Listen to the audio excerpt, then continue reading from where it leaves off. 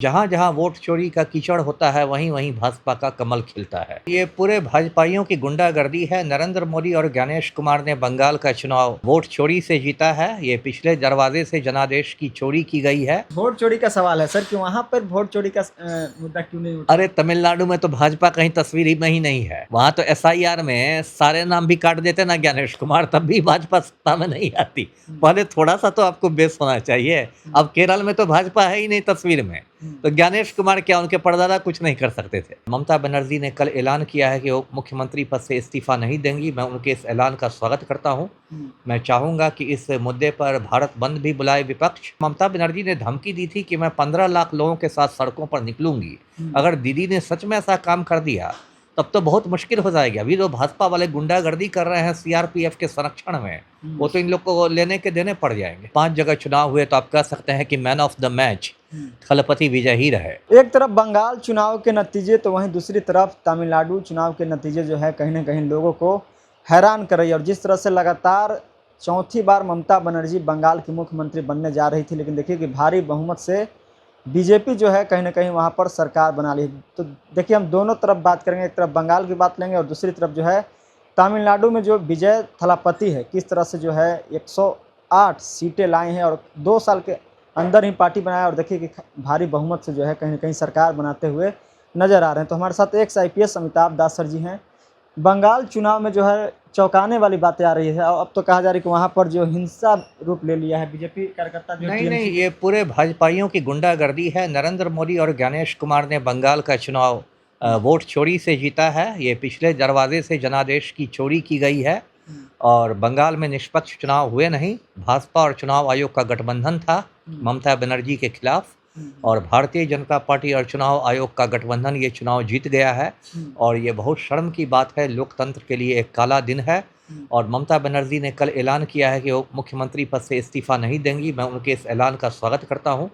मैं चाहूंगा कि इस मुद्दे पर भारत बंद भी बुलाए विपक्ष, और विपक्ष के तमाम नेताओं को कलकत्ता पहुंचना चाहिए। और ये जो वोट चोरी का काम मोदी ने शुरू किया है इस पर रोक लगनी चाहिए, क्योंकि जहाँ जहाँ वोट चोरी का कीचड़ होता है वहीं वहीं भाजपा का कमल खिलता है। तो ये लोकतंत्र के लिए एक खतरे की घंटी है। जी कुर्सी कैसे नहीं छोड़ेंगे? ये तो लोकतंत्र है, राष्ट्रपति शासन भी लगाया जा नहीं सकता नहीं, है। वो मैं नहीं कह रहा। वो तो केंद्र भारत सरकार के पास असीम शक्तियां हैं। वो तो गवर्नर की रिपोर्ट जाएगी केंद्रीय गृह मंत्रालय को। संविधान में धारा 356 है।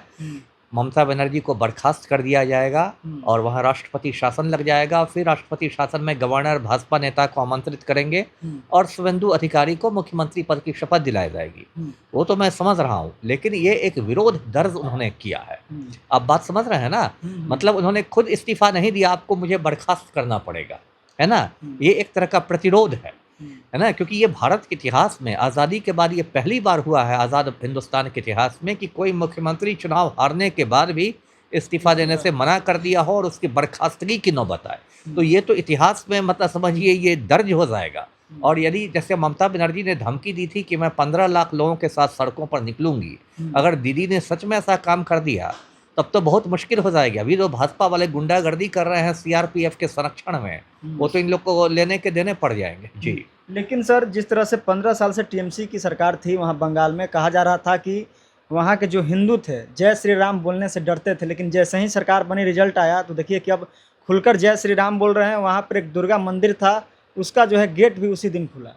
नहीं नहीं, ये सब तो भाजपा का मतलब दुष्प्रचार था। जय श्री राम बोलने से कोई क्यों डरेगा? बंगाल में लोग बोले, ये सब तो भाजपा का दुष्प्रचार था। हिंदुओं को भड़काने के लिए ऐसा किया गया था। ये जो तड़ीपार गृह मंत्री हैं या जो नरेंद्र मोदी हैं, ये लोग इस तरह का दुष्प्रचार करके चुनाव जीतते हैं। भाजपा का ये राजनीति है, राम नाम जपना सेठ सेठानी अपना, है ना? राम के नाम पर वोट लो और फिर पूंजीपतियों की दलाली करो। ये भाजपा की पुरानी नीति है। अब फिर देखिएगा बंगाल में इन लोग की सरकार बनेगी, पूरा जो हावड़ा पुल है कलकत्ता का, उसका एक एक सरिया उठा के गौतम अडानी ले जाएगा घर पर। जी यानी कि बिहार का जो चुनाव हुआ जिसमें जंगल राज का एक आईना देखकर यहाँ पर माहौल बना, उसके बाद बंगाल में हिंदू मुस्लिम का बिल्कुल। देखिए गोदी मीडिया में इन लोग के दलाल बैठे हुए हैं। अभी देखिए मोदी ने झाल मुढ़ी क्या खाई कि हिंदी पत्रकारिता का झाल मुढ़ी युग शुरू हो गया। सब जाके झाल मुढ़ी खाने लगे, इसमें ये मोशन है तो ऐसे अदरक कटता है, तो ऐसे धनिया कटती है, तो ऐसे मिर्चाई डाला जाता है, ऐसे सरसों तेल डाला जाता है। पत्रकारिता के झाल मुढ़ी युग का सूत्रपात हुआ।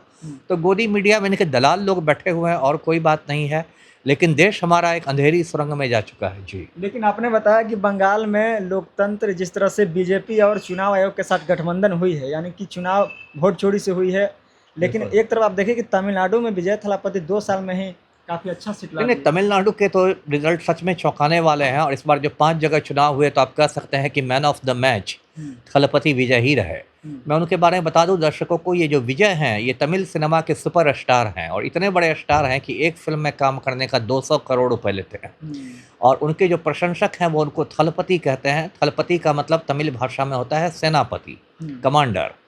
और थलपति विजय ने अभी 2 साल पहले ही अपनी पार्टी बनाई थी TVK और भाजपा ने उनको प्रस्ताव दिया था कि आप हमारे साथ गठबंधन कीजिए, हम आपको उप मुख्यमंत्री बना देंगे। चुनाव से पहले हाँ, डिप्टी सीएम बना देंगे, ये भाजपा ने उनके पास प्रस्ताव भेजा था। लेकिन थलपति विजय ने कहा कि नहीं, मैं अकेले चुनाव लड़ूंगा और उन्होंने अकेले लड़ा चुनाव और एकदम चौंकाने वाले तो नतीजे। अम्बेडकर की तस्वीर लेकर पूरा चुनाव प्रचार भी किए। बिल्कुल।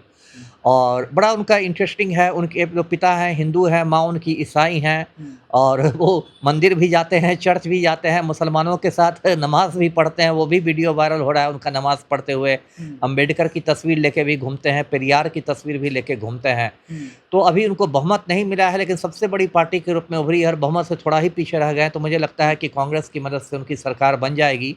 और एक तमिलनाडु, देखिए तमिलनाडु में बता दूं दर्शकों को, वहाँ राजनीति और सिनेमा में एकदम चोली दामन का रिश्ता है। पहले भी बहुत सारे लोग जो सिनेमा से जुड़े हुए थे वो राजनीति में आए। ये करुणानिधि तमिल फिल्मों की पटकथा लिखते थे, वो भी काफ़ी समय मुख्यमंत्री रहे, जिनके बेटे यश स्टालिन थे। फिर MC रामचंद्रन थे, जिनको संक्षेप में MGR कहते हैं, वो बहुत बड़े हीरो थे तमिल सिनेमा के। जयललिता भी तमिल फिल्मों की अभिनेत्रियां रही हैं। होता यह है कि तमिलनाडु में एक संस्कृति है कि बड़े बड़े जो फिल्म स्टार आते हैं उनके प्रशंसकों का क्लब हर शहर में रहता है और वो समाज सेवा करता रहता है। और जहाँ उनको राजनीति माना रहता है, रातों रात वो सारे क्लब जो हैं वो राजनीतिक दल में बदल जाते हैं। वही काम थलपति विजय ने भी किया। जी। लेकिन वोट चोरी का सवाल है सर कि वहाँ पर वोट चोरी का मुद्दा क्यों नहीं उठा? अरे तमिलनाडु में तो भाजपा कहीं तस्वीर में ही नहीं है। वहाँ तो SIR में सारे नाम भी काट देते ना ज्ञानेश कुमार, तब भी भाजपा सत्ता में नहीं आती। पहले थोड़ा सा तो आपको बेस होना चाहिए। अब केरल में तो भाजपा है ही नहीं तस्वीर में, तो ज्ञानेश कुमार क्या, उनके परदादा कुछ नहीं कर सकते थे।